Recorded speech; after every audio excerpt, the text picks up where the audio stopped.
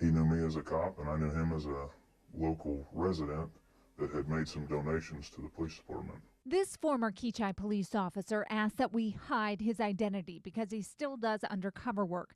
He first met Daniel Perez in 2007. At the time, Perez went by the name Lou Castro. I thought he was a nice enough guy. He, on several occasions, made it known that he had strong feelings against drug activity. Perez donated thousands of dollars to the Keachai Police Department, money used to buy this SUV in memory of Perez's friend, Patricia Hughes, the woman Perez is now charged with killing in 2003. Perez lived in this group of 3 houses in the 9500 block of North Oliver.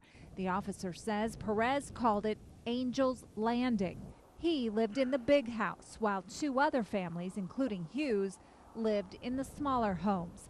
The officer says Perez owned lots of high-end cars, everything from trucks to Corvettes to Vipers. They all had the same personalized tag. It said Angel, and it had a number behind it, like Angel 2, Angel 3, Angel 4, Angel 5. They were all tagged like that, and they were all new. None of them were used cars. They were all brand new cars.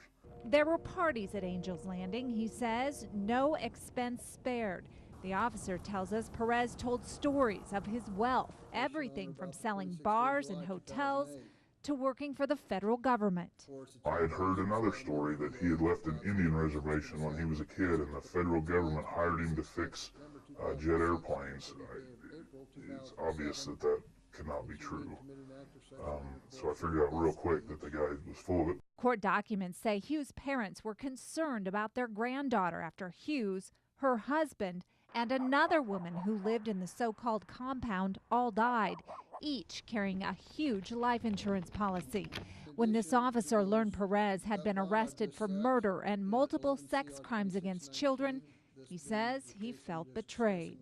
The way that he supported law enforcement activities in the area, not just financially, but he seemed to be a big supporter of law enforcement. And, now to know that this is who he is, I mean, that's just a big slap in the face.